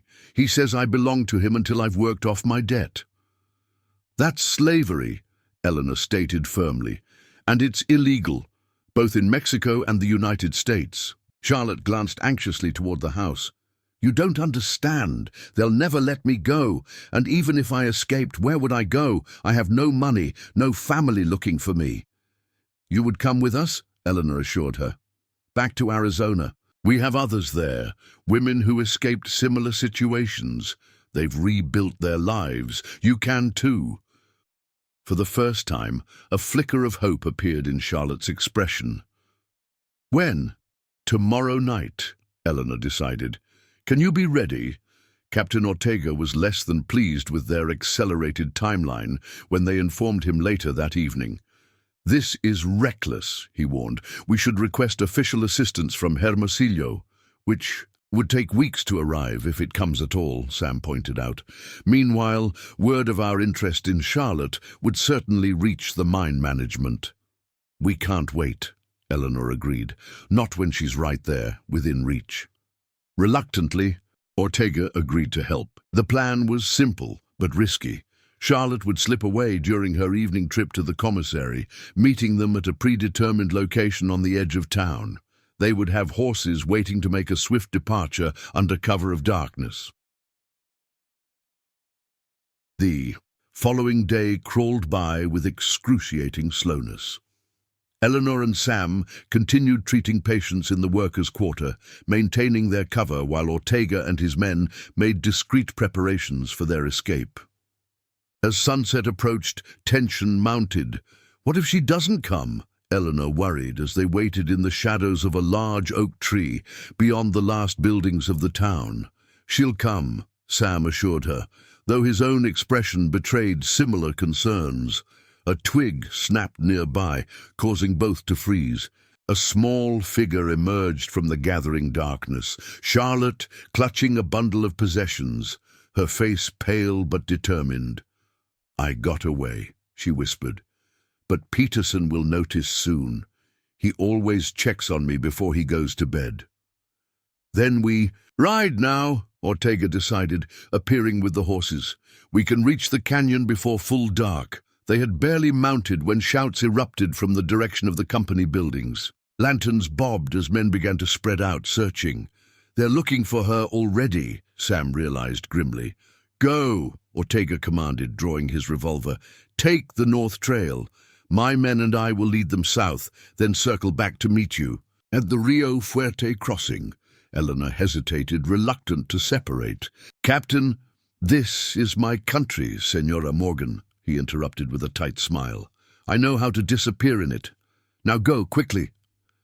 They rode hard through the night, Charlotte clinging desperately to her mount as they navigated steep trails. In the darkness, by dawn, they had put considerable distance between themselves and Santa Elena, but Sam insisted they push on. Peterson will have men searching every trail, he explained as they paused briefly to water the horses. We need to reach the river before they catch up. Charlotte had said little during their flight, her expression a mixture of terror and disbelief. Now, as they rested momentarily, she turned to Eleanor. Why did you come for me? You don't even know me. Eleanor passed her a canteen. Because 5 years ago, I was left to die in the desert by the same men who sold you to that mine.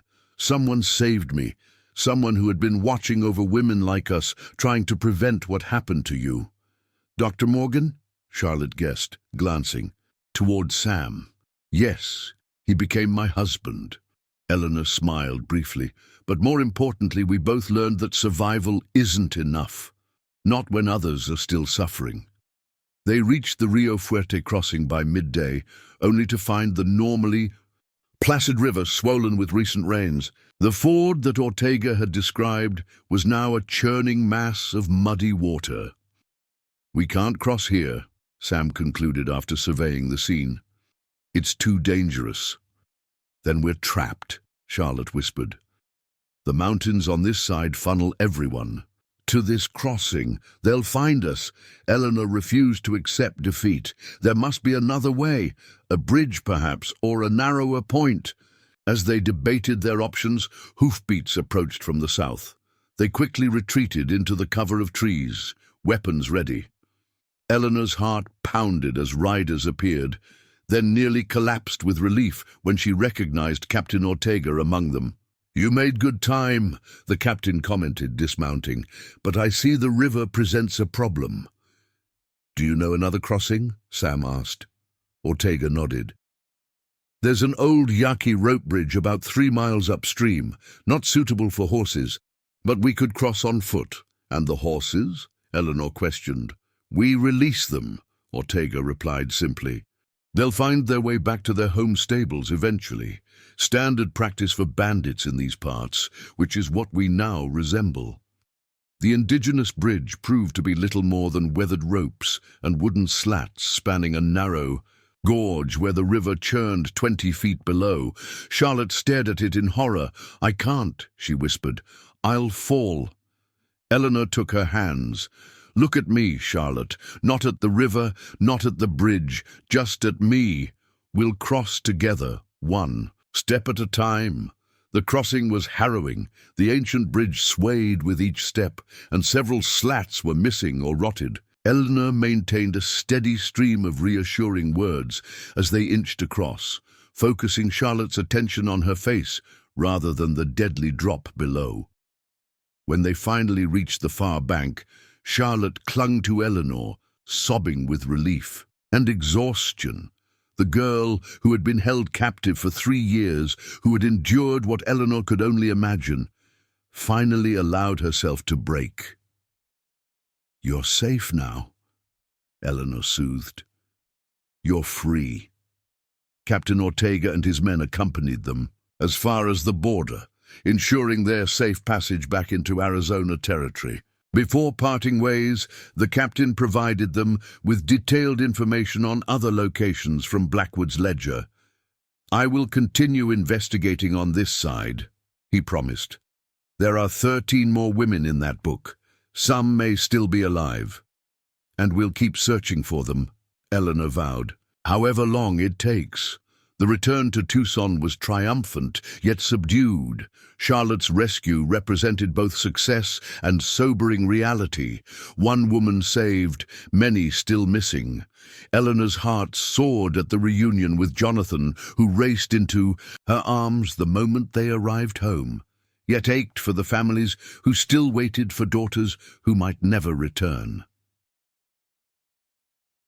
Sarah Jensen welcomed Charlotte with the unique understanding of a woman who had survived similar trauma. "You'll stay with me until you decide what comes next," she offered. "No pressure, no expectations." In the weeks that followed, they established a pattern. Sam maintained the clinic with the help of their assistants, while Eleanor coordinated with Marshall Linden and Rebecca's husband in San Francisco, planning their next rescue attempts. Letters arrived from Captain Ortega with news of 2 more women located in Chihuahua State. Mary Cooper's brother began publishing articles about the bride trafficking ring in his Ohio newspaper, generating both publicity and pressure on authorities to act. 6 months after Charlotte's rescue, Eleanor sat on their porch swing with Jonathan beside her, reading him a story as the desert sunset painted the sky. Sam emerged from his study, holding a telegram. "News?"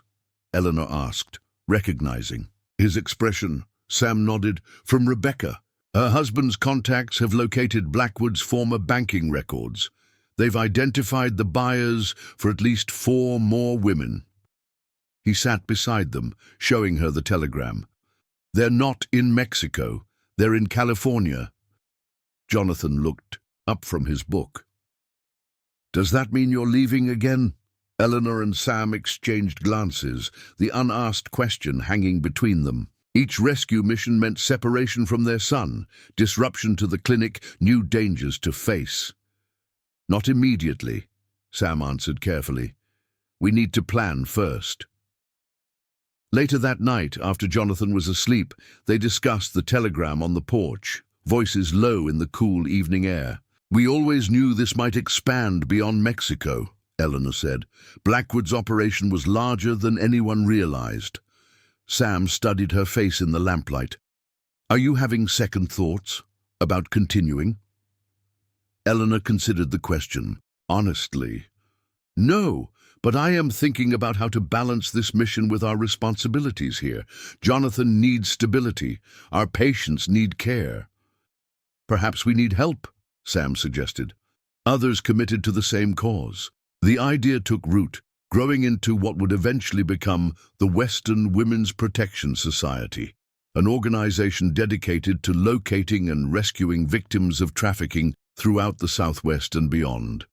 Eleanor and Sam would remain its heart, but as months turned to years, others joined their cause. Lawmen, journalists, former victims, determined to prevent others from suffering similar fates. By 1896, they had located and rescued 9 of the 17 women from Blackwood's ledger. 4 had been confirmed dead. 4 remained missing. Each success strengthened their resolve. Each failure reminded them why they couldn't stop. On the 6th anniversary of their first rescue mission, Eleanor stood beside Sam at a small ceremony in Tucson, where the territorial governor officially recognized their work. Jonathan, now 10 and fiercely proud of his parents, watched from the front row alongside Charlotte Weber, who had become the society's administrator and a surrogate older sister to the boy. "Your work has saved countless lives," the governor proclaimed. "Not just those you've directly rescued, but all who will be spared similar fates because of the awareness you've raised." Afterwards, as they walked home through streets now familiar and beloved, Sam took Eleanor's hand. "Did you ever imagine, when you stepped off that stagecoach, that your life would lead here?" Eleanor smiled, thinking of the frightened mail-order bride she had once been. "Never. I came seeking a husband and found a mission instead." She squeezed his hand. "Though I'm rather glad I found the husband too." Sam chuckled. "A fortunate accident of fate." "Not an accident," Eleanor corrected, gently. You were watching me from the day I arrived, remember, waiting in the shadows to rescue me. She glanced ahead to where Jonathan ran excitedly, describing the ceremony to a neighbor.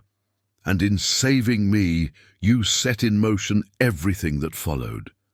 As twilight descended on Tucson, Eleanor Morgan, once a desperate mail-order bride abandoned, in the desert, walked hand in hand with the man who had rescued her toward the home they had built and the future they continued to shape together, step by step.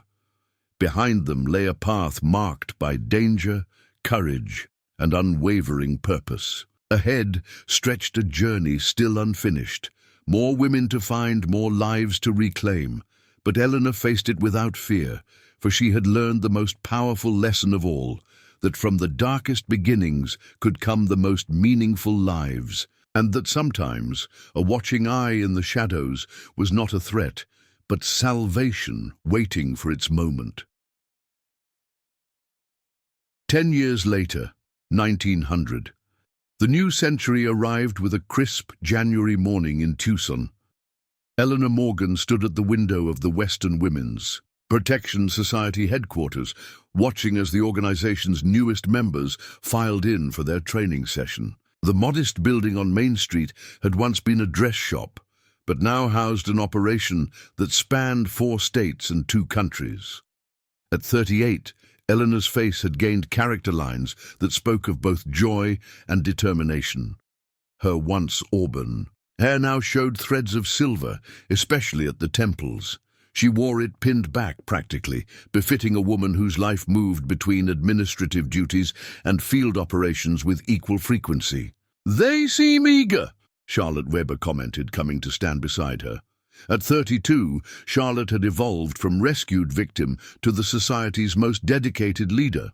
Her quiet efficiency kept their expanding network functioning smoothly. "Eager is good," Eleanor replied. "We need their energy for the Johnson case." The Johnson case represented their newest challenge, a ring of traffickers using a variation of Blackwood's old scheme, but on a larger scale. Instead of targeting individual women, they were luring entire groups with promises of teaching positions in frontier schools, only to sell them to mining operations and other enterprises across the Southwest. Sam's reviewing the maps with Marshall. "Lyndon now," Charlotte continued. "The raid is set for Thursday."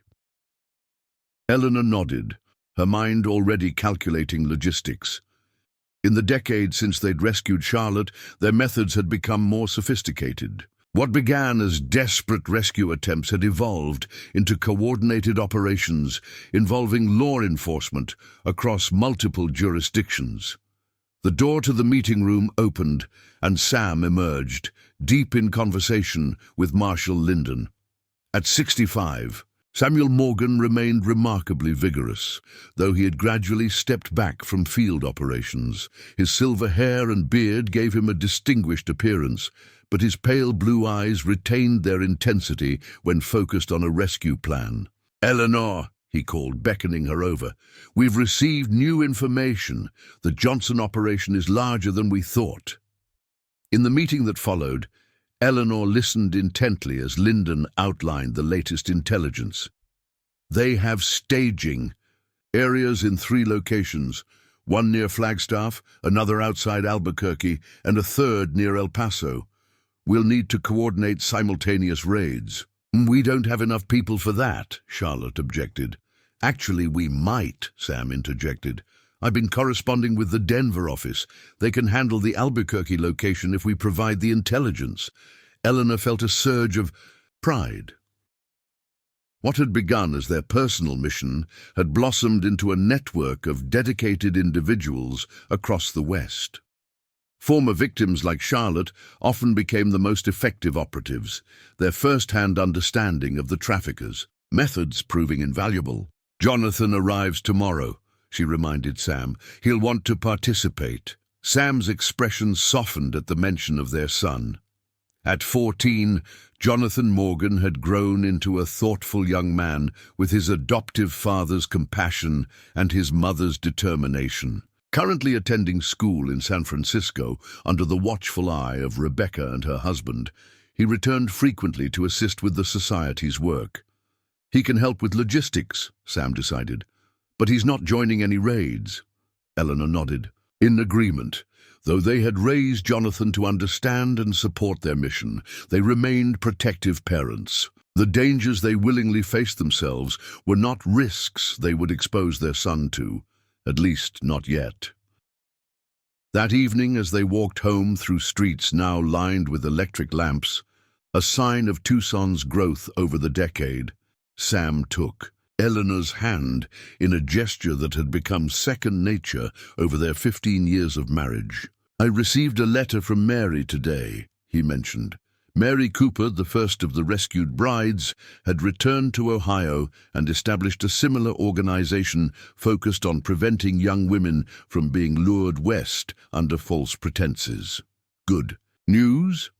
Her bill passed the state legislature, Sam reported. All matrimonial advertisements in Ohio newspapers must now carry warnings about potential deception, and agencies must register with the state.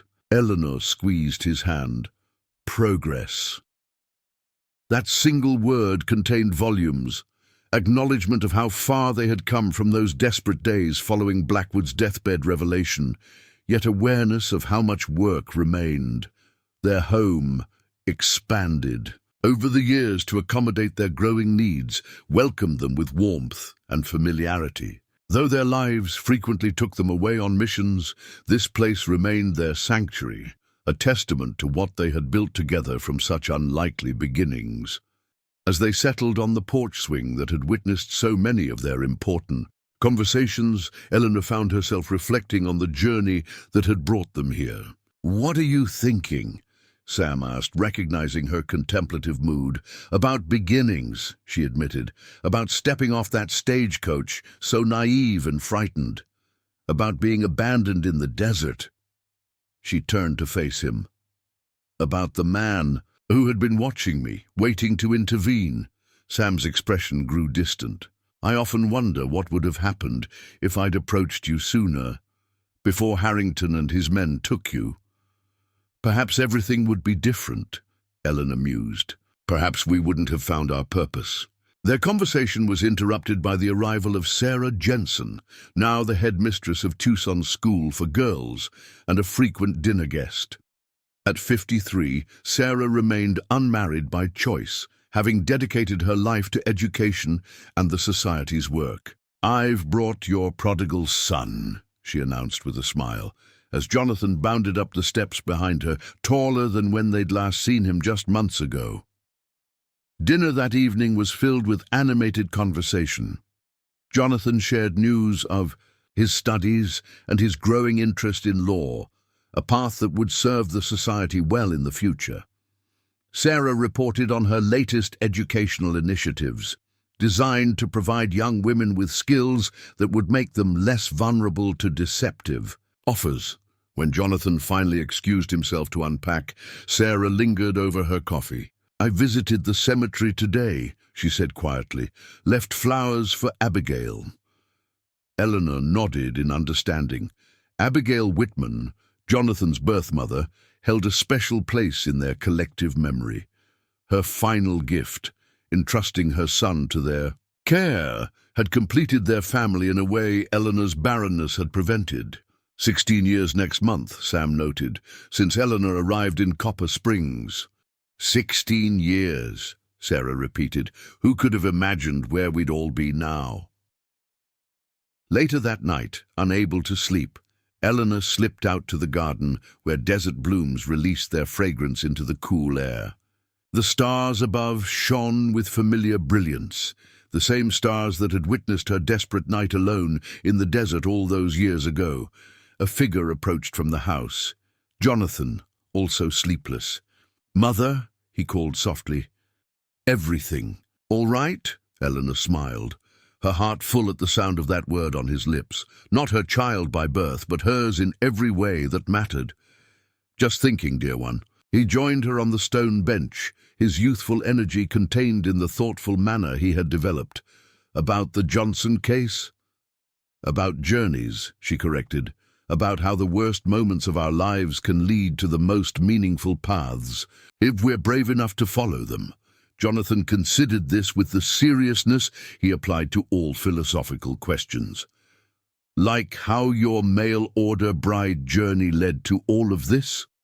Exactly like that. Eleanor studied his profile, seeing traces of Abigail in the curve of his jaw, but recognizing the influence she and Sam had imprinted on his character. The work we do, it matters, not just for the women we save, but for who we become in the saving. Is that why you keep going? After all these years, he asked. Eleanor thought about the question, wanting to give her son the honest answer he deserved. Partly, but also because once you've experienced being rescued, truly rescued when all hope seems lost, you carry a responsibility to watch for others who need saving. The following morning brought the Society's headquarters to full activity as final preparations for the Johnson operation got underway. Maps covered tables.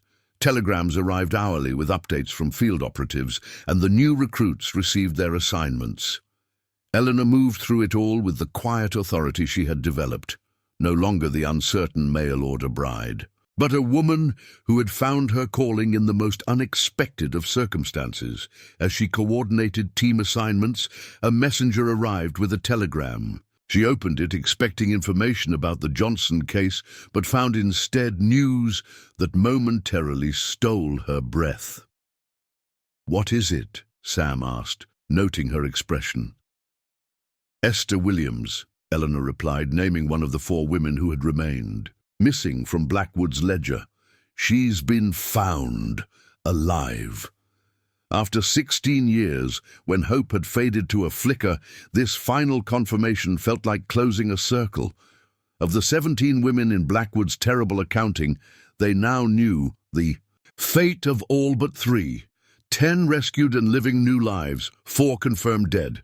This latest discovery meant only 3 remained unaccounted for. As word spread through the headquarters, a spontaneous celebration erupted. For the newer members, it was simply another success. But for those who had been there from the beginning, Eleanor, Sam, Charlotte, Sarah, it represented something profound, vindication of their belief that no case was ever truly closed, no woman ever truly forgotten. That night, in the privacy of their bedroom, Eleanor finally allowed herself a moment of quiet tears, not of sorrow but of release. Sam held her silently, understanding as always. "We've found her," she whispered finally, "after all this time." "We did," he agreed, his voice rough with emotion, "and we'll keep looking for the others." Eleanor looked up at the man who had watched her from the shadows all those years ago, the man who had become her rescuer, her husband, her partner in a mission neither could have anticipated. In his eyes, she still saw the fierce protectiveness that had driven him to follow Blackwoods men into the desert, but tempered now with the wisdom of shared purpose and the depth of a love forged in adversity. "From the day I arrived," she murmured, echoing the phrase that had come to define their unlikely beginning. Sam nodded, completing the thought that had become almost a private benediction between them. "And every day since." In that moment, Eleanor. Morgan understood with perfect clarity that some journeys never truly end. They simply transform, evolving from desperate escapes into chosen paths, from survival into purpose. What had begun with a mail-order bride abandoned in the desert had become a legacy of rescue, redemption, and love that would outlive them both.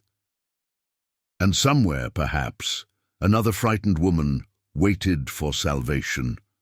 Another watcher prepared to step from the shadows. Another story waited to begin. Up next, you've got 2 more standout stories right on your screen. If this one hits the mark, you won't want to pass these up. Just click and check them out. And don't forget to subscribe. And turn on the notification bell so you don't miss any upload from us.